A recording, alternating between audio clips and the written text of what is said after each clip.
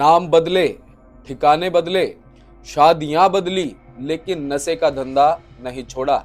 और दूसरी तरफ कार में भरी 3 लाख नशीली गोलियां, मेडिकल फर्म की आड़ में युवा पीढ़ी को बर्बाद करने की साजिश।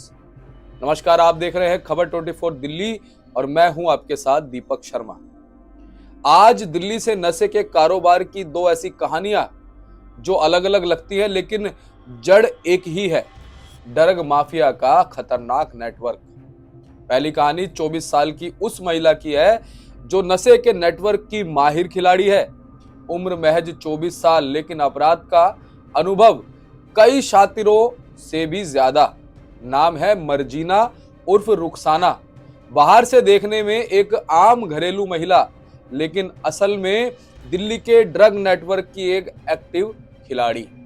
क्राइम ब्रांच की जांच बताती है कि रुखसाना अपने पहले पति रहीम शेख के साथ मिलकर जहांगीरपुरी इलाके में ठेले पर सब्जियों की आड़ में स्मैक की तस्करी कर रही थी। लेकिन जब पुलिस ने छापा मारा तो घर के बाथरूम से बाल्टियों के अंदर करीब 200 ग्राम स्मैक बरामद हुई। पति पकड़ा गया, लेकिन रुखसाना फरार हो गई और यहीं से उसने शुरू किया कानून को चकमा देने का खेल। पति जेल गया तो रुखसाना ने रिश्ता बदला, नाम बदला, इलाका बदला। उसने दूसरी शादी की, संगम विहार से बुराड़ी तक ठिकाने बदलती रही।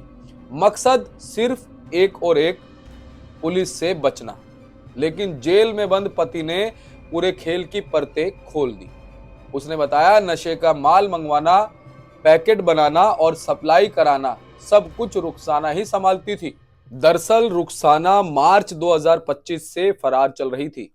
जब अदालत में पेश नहीं हुई तो उसे प्रोक्लेम ऑफेंडर घोषित कर दिया गया। लेकिन हैरानी की बात तो यह है कि इसके बावजूद वो दोबारा नशे के नेटवर्क को खड़ा करने में लगी हुई थी। 30 जनवरी 2026 को क्राइम ब्रांच की सेंट्रल रेंज टीम को पुख्ता जानकारी मिली और बताया गया कि मर्जीना उर्फ रुखसाना दोपहर के वक्त थाना तिमारपुर के पास अपने एक साथी से मिलने आने वाली है। वह भी एक अपराधी है। टीम ने बिना वक्त गवाए एक जाल बिछाया। करीब 11:50 पर एक महिला थाना तिमारपुर के गेट के सामने खड़ी पाई गई। गुप्त सूचना देने वाले ने इशारा किया कि ये वही रुखसाना है और महिला पुलिसकर्मी की मदद से रुखसाना को पकड़ लिया गया। शुरुआती पूछताछ में उसने खुद को एक सामान्य महिला बताया, लेकिन जब सख्ती से सवाल किए गए तो उसने अपनी असली पहचान कबूल कर ली।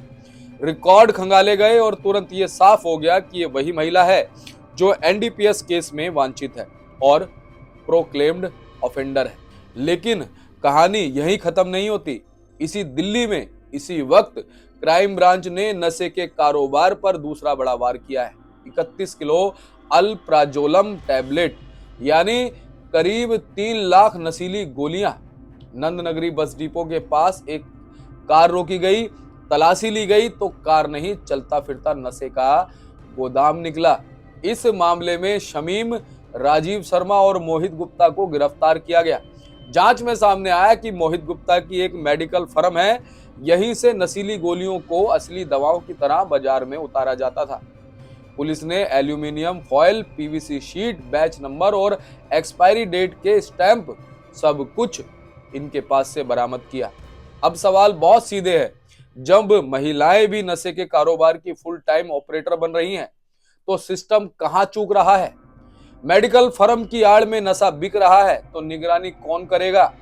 और सबसे बड़ा सवाल, क्या हमारी युवा पीढ़ी इन 3 लाख गोलियों से बाल बाल बच पाई या कोई और खेप पहले ही बाजार में पहुंच चुकी है?